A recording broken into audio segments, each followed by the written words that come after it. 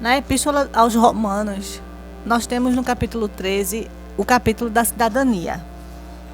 Nos seus 14 versículos, nós vemos como o cristão enfrenta suas responsabilidades diante do governo, como ele age para com o seu próximo e como ele se comporta na sua vida pessoal.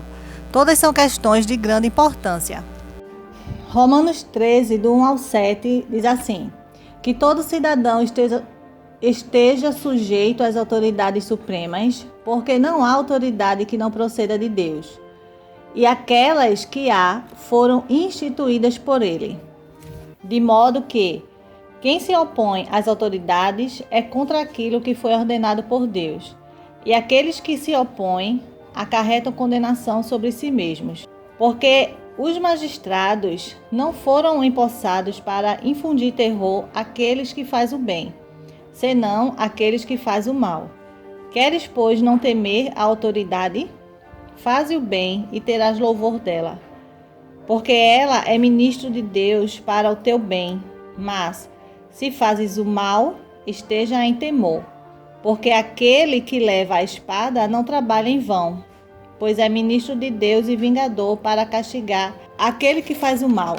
Portanto, é necessário que lhes sejais sujeitos, não somente por causa do medo de ser castigado, mas por causa da paz de consciência. Por esta razão, pagai também os impostos, porque eles são servidores de Deus, atendendo continuamente a muitas outras necessidades. Pagai a todos o que deveis. A quem tributo, pague-se tributo. A quem imposto, pague-se imposto. A quem respeito, pague-se respeito. A quem honra, pague-se honra. Nos versículos de 1 a 7, Paulo discute o importante relacionamento que deve existir entre os cristãos na cidade capital do Império Romano e suas autoridades governamentais. Eles devem reconhecer que o governo civil, como tal, é decretado por Deus e tem o direito de existir, mesmo se os que ocupam o cargo não agirem corretamente. Mas aqueles que reconhecem a soberania de Deus e o glorificam não são comidos pelo bicho da corrupção e do câncer como Herodes. Ainda que no poder governem líderes ímpios, como a dinastia de Herodes, Deus ainda lhes concede a oportunidade para que reconheçam o poderio de Deus sobre eles, como aconteceu com as 3 gerações dos Herodes. A primeira geração deles temia o profeta João, o Batista, e o assassinou, finalmente perdendo a primeira oportunidade. A segunda geração deles conheceu o Cristo, o Salvador, tocou nele, mas não com amor. Aquela geração esteve diante dele, mas duvidou dele, pedindo-lhe um sinal.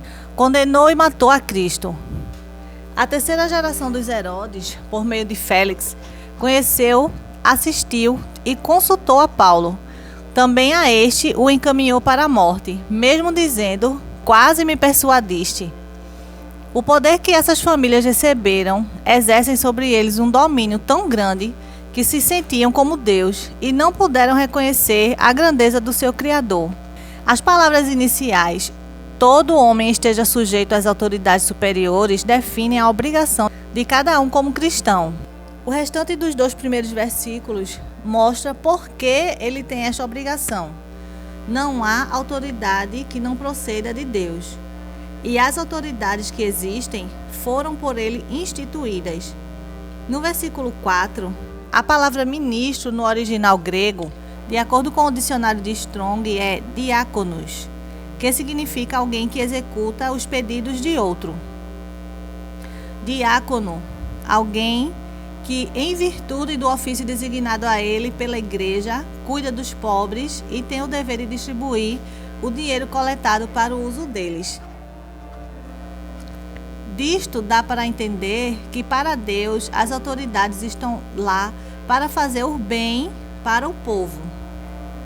Temos a responsabilidade de orarmos por todas as pessoas que exercem um cargo de autoridade, para que sejam influenciadas pela vontade de Deus e nós possamos ter uma vida quieta e tranquila, como diz a palavra do Senhor.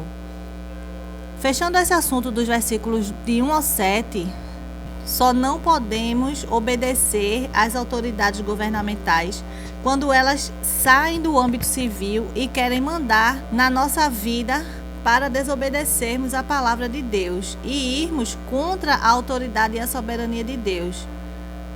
Aí realmente não podemos obedecer, porque Deus, ele está acima de tudo e de todos. E as ordenanças dele para a nossa vida é maior do que a ordenança de qualquer outra pessoa.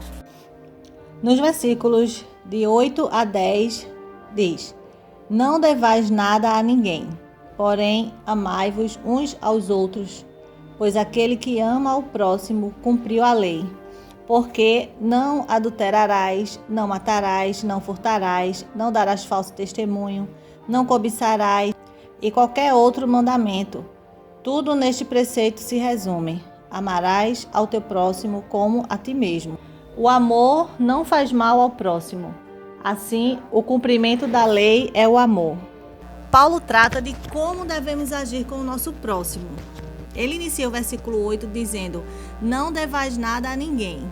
Esse nada aqui refere-se ao que foi descrito no versículo 7. Não deva nem tributo, nem imposto, nem honra, nem respeito. Aí ele entra dizendo que o amor é a única dívida que o crente não pode saldar definitivamente. Pois quem ama ao próximo tem cumprido a lei. Amamos o nosso próximo, não agindo com atitudes que venham prejudicá-lo, nem ofendê-lo, nem desrespeitá-lo, nem desonrá-lo. O amor demonstra claramente a positiva submissão do crente e sua ativa obediência a Deus. O nosso próximo é a grande oportunidade que Deus nos O nosso próximo é a grande oportunidade que temos de expressar o nosso amor a Deus. Foi com este amor sacrificial que Cristo cumpriu a lei. O amor estava fora de cogitação entre aqueles que tentavam cumprir a lei, que ditava olho por olho, dente por dente. Era impossível. Chegamos então nos versículos de 11 a 14, onde mostra que a conduta honesta é essencial por causa da aproximação da salvação completa.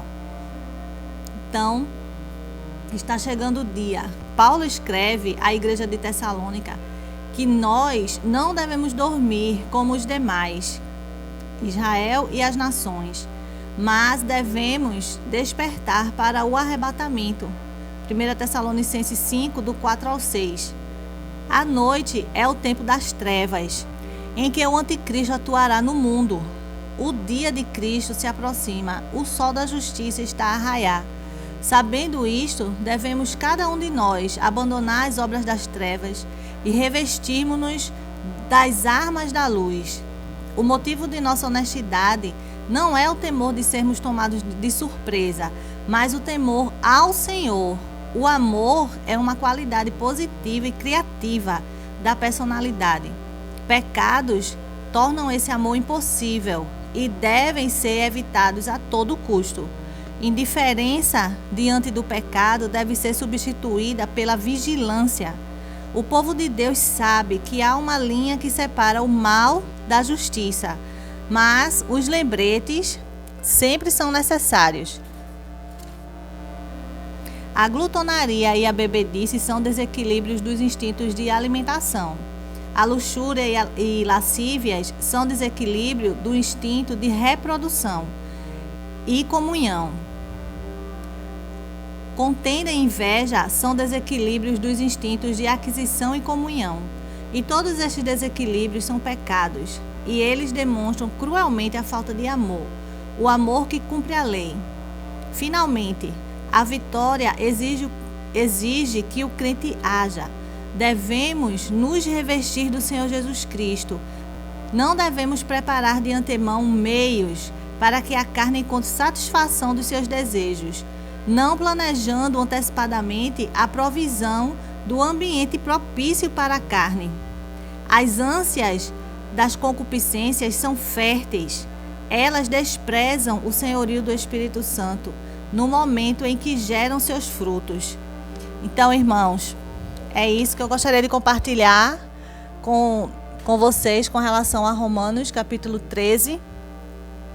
Eu achei um assunto bem relevante e que nós possamos meditar e procurar realmente agir de acordo com a palavra de Deus diante das autoridades do nosso próximo e a nossa conduta para com Deus, para que a gente possa realmente estar preparado quando o Senhor voltar para buscar a sua igreja.